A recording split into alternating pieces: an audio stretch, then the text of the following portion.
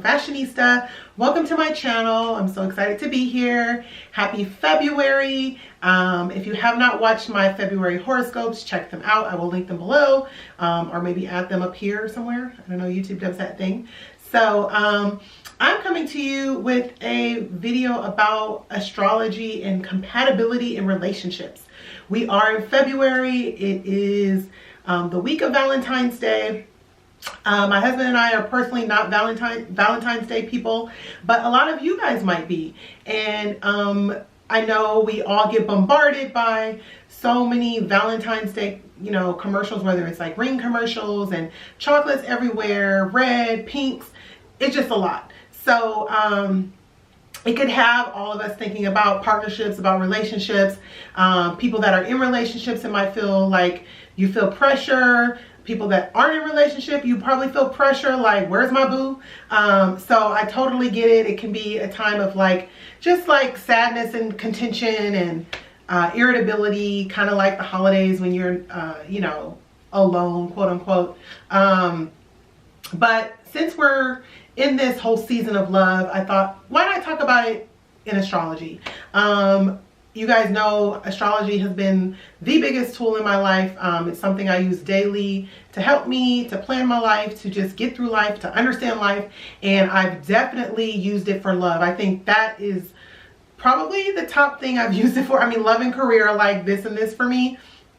But when I first really started deeply studying astrology, it was all about love, relationships, and just looking into my, synastry with my boyfriend at the time, and, kind of seeing what our compatibility was. So, it really was always a prerequisite for me when I was dating someone. I'm like, give me your birth time, please.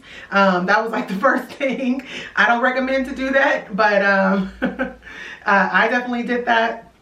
No shame in my game. And I don't think astrology is the end all be all when it comes to relationships, but I think it can be helpful. I think it's something you can use to supplement your feelings, because at the end of the day, you have to go with your gut and how you feel about the person. So with that being said, there's all kinds of things that you can see in an astrology chart that point to how you would get along with another person with a different chart. Because if you think about it, for those of you who don't know, astrology, the study of, how the stars affect us here on Earth, it really starts with your natal chart, which is a snapshot of how the universe looked the moment you were born. And I'm going to get my wheel because that's the easiest way to teach.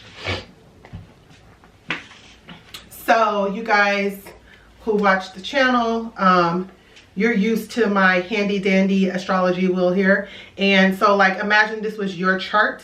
I don't have all the planets on here because we're just talking about love planets today. Where all the planets fall, that would be a representation of how the universe looked the moment you were born from here on Earth, where the planets were falling.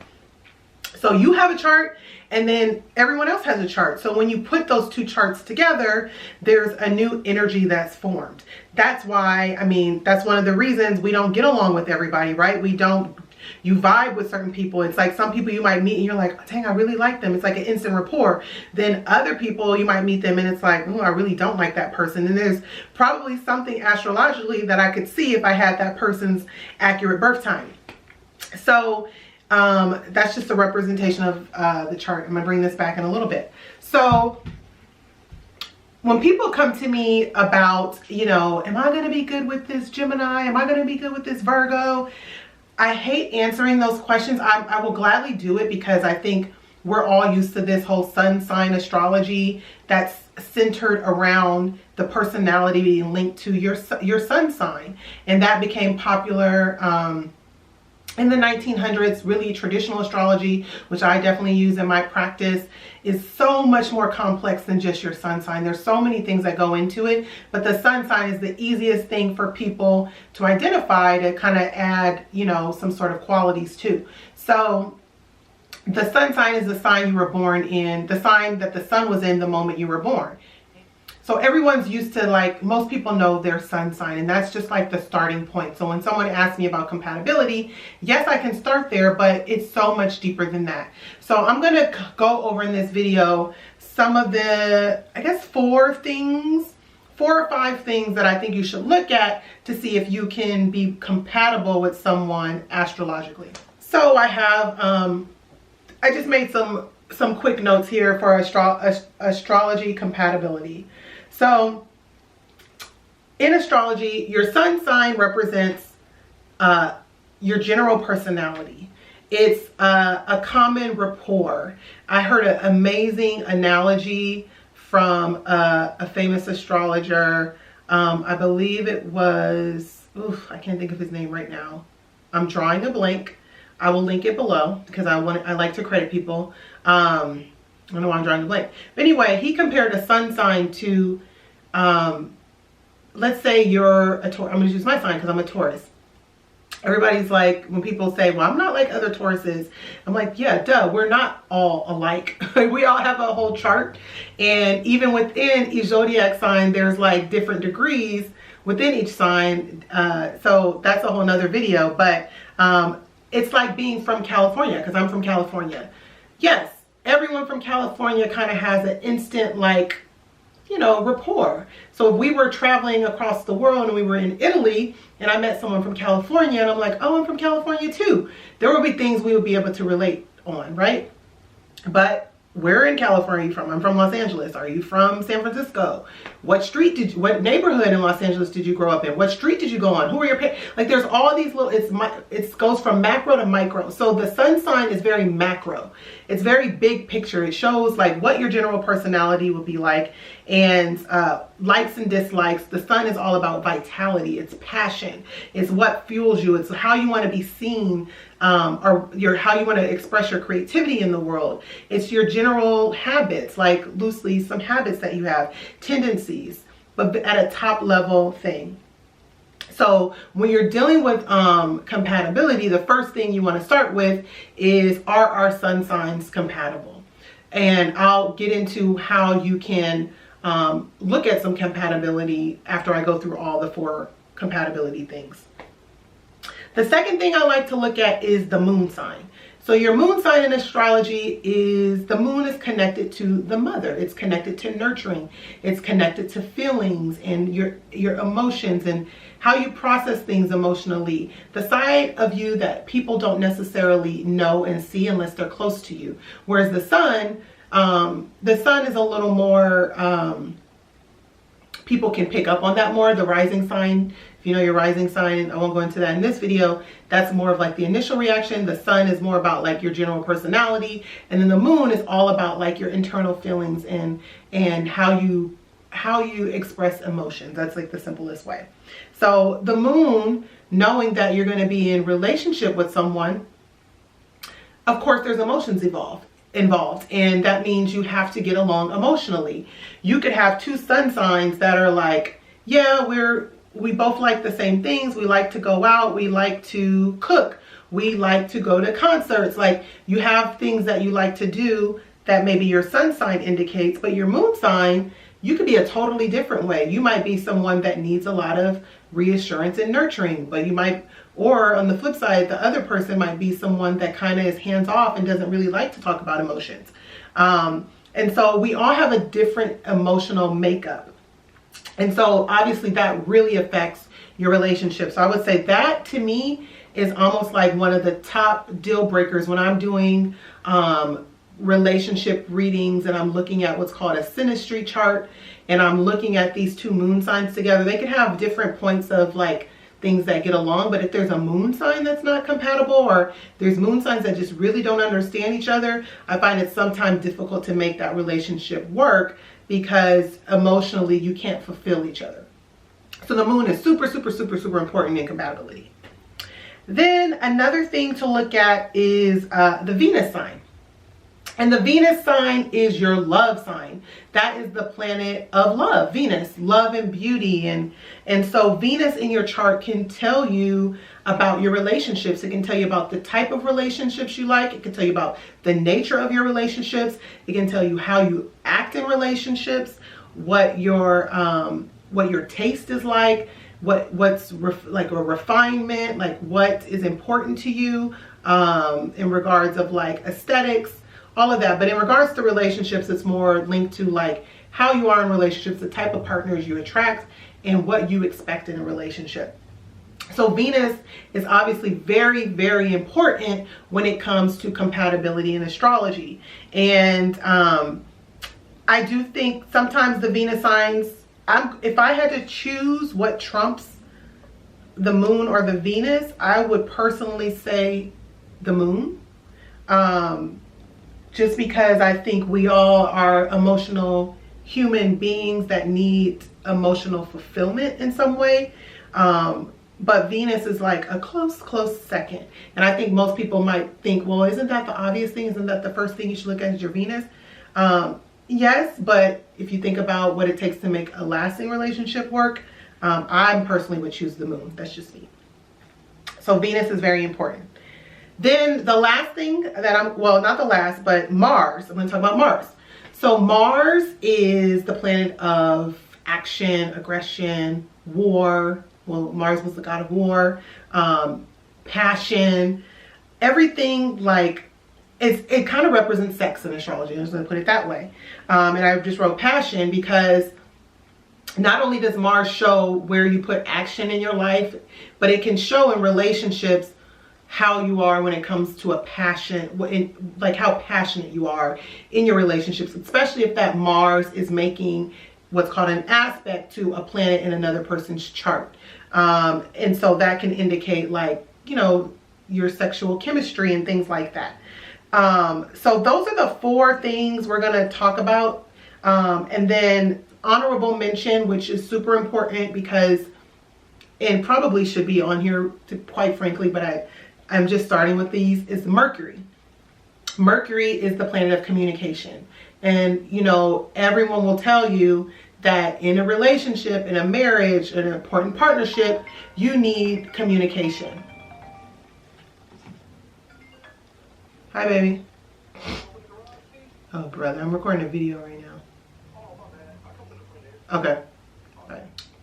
So everyone will tell you communication is key when it comes to relationships. So that's not written on the board, but just know your Mercury sign is very important because how you talk and communicate to each other is of course important in a relationship. You need to respect each other. If you're in an argument and you're in disagreement, if you can't understand where the other person is coming from, obviously that's a challenge.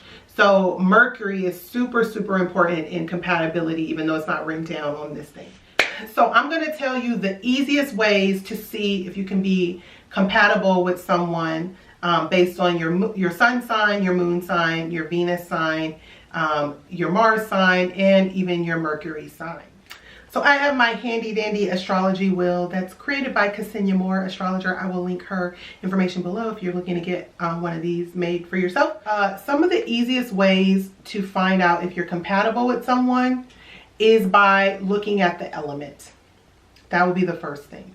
So when I say element, I'm talking about earth, air, fire, water. Those are the 4 elements in Western astrology.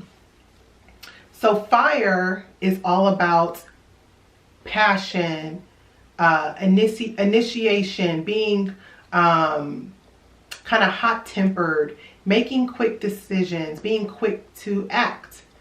That's fire. And so the fire signs are Aries, Leo, and Sagittarius. You see they form what's almost like a perfect triangle. If you were to do that, that's called a trine. Then the earth signs are Taurus, Virgo, and Capricorn. Earth energy is grounded. It's people that want to build things that are lasting, people that care about practicality. They don't want to do things for no reason. They want to do things because they make sense and they matter. Earth and matter. They want to do things because they matter. Just being practical, and that's probably the best word for earth. Builders, the builders of the zodiac. Then we have the air energy, and the air signs are Gemini, Libra, and Aquarius. And you'll notice if you were to draw a triangle, all of them would form a triangle. They're all considered what's called trine. in astrology. And a trine is an aspect of ease. It's an aspect of understanding. It's an aspect that doesn't have to try very hard. So you'll notice as we go around that it makes that perfect triangle. So the air signs, I'll say it again: Gemini, Libra, Aquarius. Air signs, air is about communication. It's about ideals. It's about people, connecting with other people. And you think about the element, just think about fire, flame, something hot, a little bit dangerous. Think about earth, grounded, solid, can't be moved. And we'll talk about how the elements work together. And then think about air. It's moving around it's above us.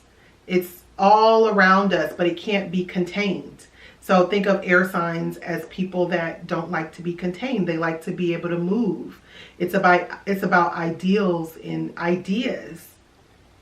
So that's air energy. And then the last element is water. And the water signs are Cancer, Scorpio, and Pisces. And water is fluid. Water represents emotion, people that are intuitive, people that feel a lot. They can't necessarily always, anyone that's water dominant, it might be hard for them to articulate air, how they feel, but they just know they feel that way because it's water, it's fluid. And so think about water moves around. It's kind of not constant. You can contain it in a container. That's fixed water. That's Scorpio. But you can also have water that's not contained at all. It's moving around more. That's mutable water. That's Pisces. So those are the 4 elements. So the easiest way that I like to tell people if they know if they're compatible with someone is if you can see, is if the elements are complementary to each other. So what's complementary to each other? Fire and air, because you need air to burn fire, right? So those two are more complementary to each other. And then earth and water are more complementary to each other because water on earth makes things grow. So that's the first step. If you want to see if you're compatible with someone quickly, think of the elements that they were born under.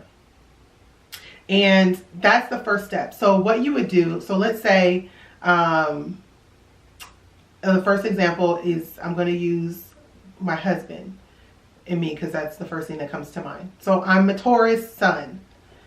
Taurus is an earth sign. Earth, grounded, right? So what else would be compatible with earth? Water, right? So the earth signs would be compatible with other earth signs. So that would be Taurus compatible with Virgo and Capricorn. And I'll just actually make a trine so you can see. So let's say Taurus is here, Capricorn is here, and then Virgo is here. That's called a trine. So that's the first. So the first thing I'd be like, okay, so I can be compatible with Capricorns and Virgos. Or I could be compatible with Scorpio, Cancer. This is called a sextile. A sextile is, it's easy energy, but it's energy that needs to be supported. So whereas a trine is like a natural ease and understanding, a sextile takes more initiative. So it's not as good as a trine, but it's pretty good. It's a positive aspect in astrology. Scorpio is the opposite sign to Taurus. So an opposition, and every sign has an opposite sign. An opposition is trying to get balance because it's two signs that are opposite each other. So they are the same in modality, and I'm not going to get into modality because then I'll get a little bit more confusing, but they're different because there are different elements and they sit opposite each other on the zodiac wheel. right? Because Taurus is right opposite Scorpio. They're 180 degrees from each other.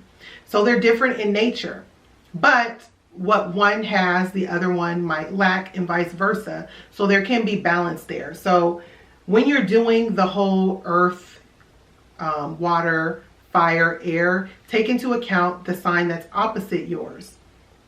And I'll go through really quick what signs are opposite each other. So Aries and Libra are opposite each other. Taurus and Scorpio are opposite each other. Gemini and Sagittarius are opposite each other. Cancer and Capricorn are opposites. Leo and Aquarius are opposites. Virgo and Pisces are opposites. So those are the opposite signs. So just keep in mind that if you are dating someone who has the opposite sign of yours, or you're, just meeting them, there could be an instant attraction. I know there's so many apps now that do this for you, like I think CoStar, The Pattern.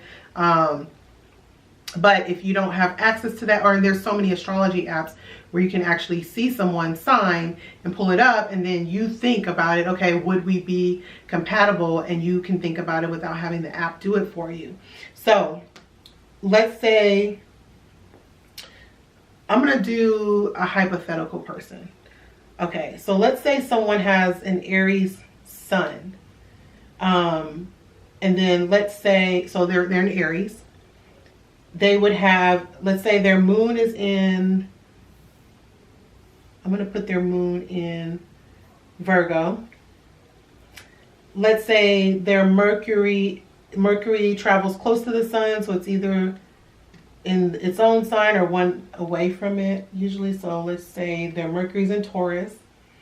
Venus doesn't get further than 2 signs away because it also travels close to the sun. So let's say their Venus is in Gemini. That's kind of far out. And let's just say they have Mars in, I'll say Scorpio. Okay, so this person, if I were to see how they be compatible or who they should be looking for, okay, so they're in Aries. So that tells me Aries is it's a cardinal fire sign. So it's people that like to start new things. They're impatient. They start things really quickly. They kind of act first. They're all about the self because Aries rules the first house. Aries is the first sign. It's about the self. So this is a person that needs a little bit of independence, right? So who might they be compatible with from a sun sign perspective? Either a Leo, another Aries, or a Sagittarius, because those are the fire signs. But let's take another step. Their moon sign is in Virgo. So that adds another layer to their personality. So emotionally, they're like a Virgo. So that means they are a little bit self-critical. They notice details really quick. They might, they're actually more grounded and like a little more stability than what their sun sign lets on. So emotionally, they need someone that's kind of understanding about that. Oh, I forgot for the fire signs, for the sun sign, it's not only the fire signs. It also could be Aquarius. It could be Gemini, or it could be Libra, keeping in mind that it's their opposite sign because those are air signs. But going back to the moon sign, they actually might do well with someone whose moon is in an earth or water sign. So that would be either Capricorn or Taurus moon, or it would be Scorpio moon, or Cancer moon. Pisces moon would add the whole opposite thing, but it could work. And then the way they communicate is like a Taurus. So they communicate more methodical and practical and thought out. So they might not be as impulsive.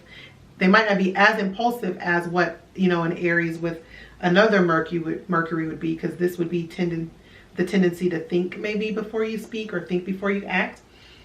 So communication wise, they need someone that's actually a practical communicator. So that could be someone with a Mercury in Virgo, or Mercury in Capricorn, or another Mercury in Taurus.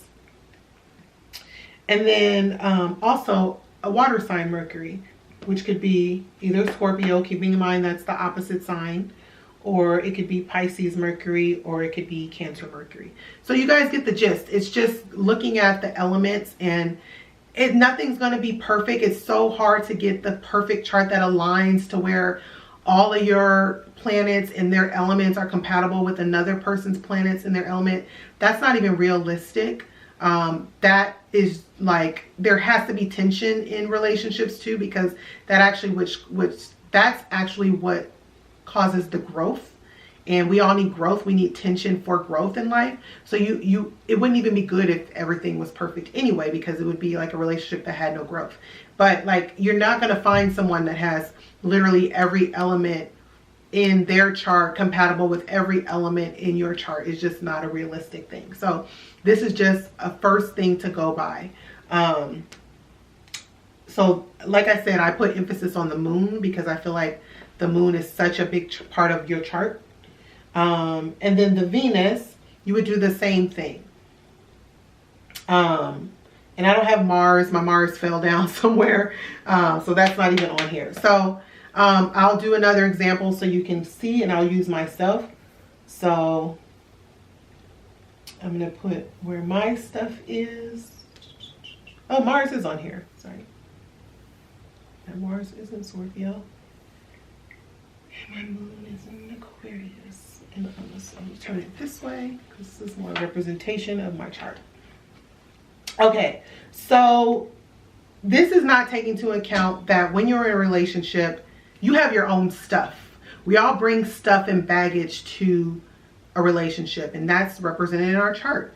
So for instance, in my chart, I have my sun is in Taurus, my Mercury is in Taurus, but I have a lot of planets, all my planets are here. I have a lot of planets in Scorpio that are opposing my sun. So I'm constantly trying to find balance between who I am, my personality, the way I communicate, Taurus, and the planets that I'm projecting outwardly as a Scorpio rising, as a Mars in Scorpio, as a Saturn in Scorpio, and as a Pluto in Scorpio. I'm always trying to find this balance.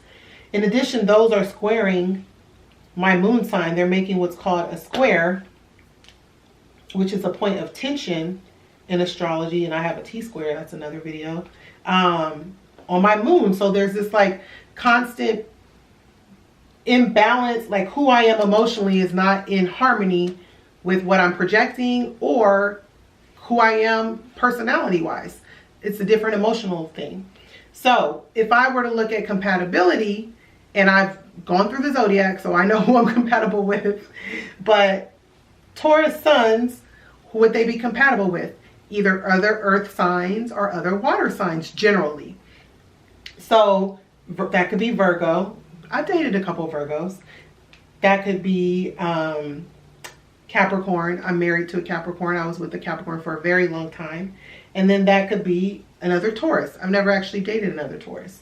So that's the first level of compatibility. So I'm going to put, let's say, my husband's sun, because he's a Capricorn. I'm going to put that right down there. Let me erase this. Okay, but then what did I say? I said the moon sign is super important. Now there's caveats to this, and I'm going to tell you what. This gets a little advanced, but your moon again is how you are emotionally. Aquarius moons aren't very emotional people for the most part. I have a lot of planets in Scorpio, so I am emotional, but I'm also detached emotionally, and I am able to see my emotions intellectually and think about them rather than always feel them. I can't say that's the best way to process it with the tension there, but that's just who I am. My husband's moon sign is actually in Taurus. So his moon is here. That's not compatible because Taurus is an earth sign and Aquarius is an air sign. Now, it doesn't mean those two planets can't exist. I mean, yeah, they can't complement each other, but there's a point of tension, which is called a square, between the moons. But guess what? I already have that in my chart. My sun is in Taurus and it's already making that. So it's like I live with that energy, and my husband's moon is actually compatible with my sun. So that actually is a really good compatibility thing. When someone's sun sign is in the same sign as another person's moon sign, that's an instant rapport. That's an instant understanding. This is like basic synastry that we're starting to talk about. So that's one thing. But guess what the saving grace is?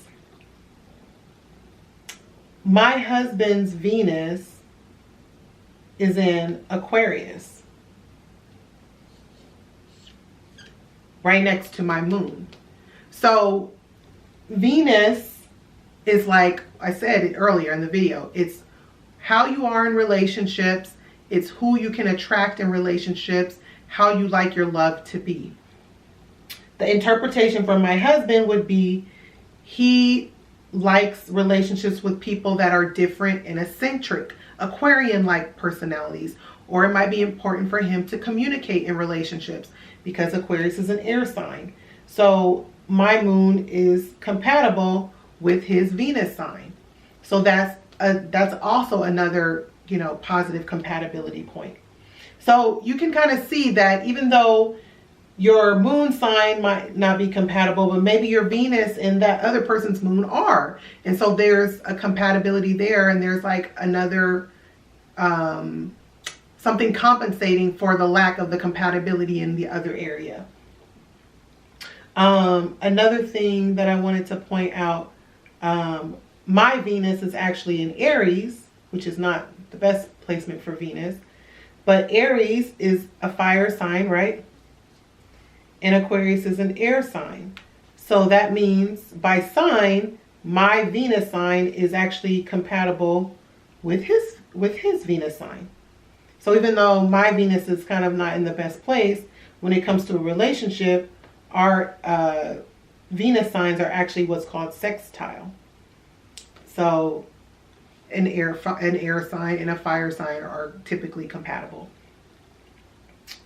And then when it comes to Mars, my Mars is in Scorpio. I believe his is in Virgo. Again, that's another sextile. That's earth and water. So you're starting to get the gist. And then last but not least, because this is probably one thing that isn't compatible that I won't spend a lot of time on, but my Mercury's in Taurus and his Mercury is in Sagittarius. He's a Capricorn, so his Mercury is going to be close to Capricorn. And these are called, so Sagittarius is a fire sign, Taurus is an earth sign. So those elements aren't really compatible. And again, Taurus is a fixed earth sign, which I didn't talk about in this video. Sagittarius is a mutable fire sign. So two signs, they don't have anything in common in mode or element. So they're considered king cups. They're 5 signs away from each other. 1, 2, 3, 1, 2, 3, 4, 5. So, and I think that's 150 degrees. Don't quote me on that. Because sometimes there's so much in my head and I get confused when I'm trying to teach it to someone else. So those don't really understand each other. So communication wise could be an issue. Now that doesn't mean you don't know how to communicate. It just means that sometimes you're not on the same page. You're like, I'm like, baby, can you do this? Huh? I said do this. Well, I don't want to do that. You know, it's just like, it could just be little things, but it's not a major thing because again, we have so many more compatibility things within the chart. So you can kind of understand how it starts to work together.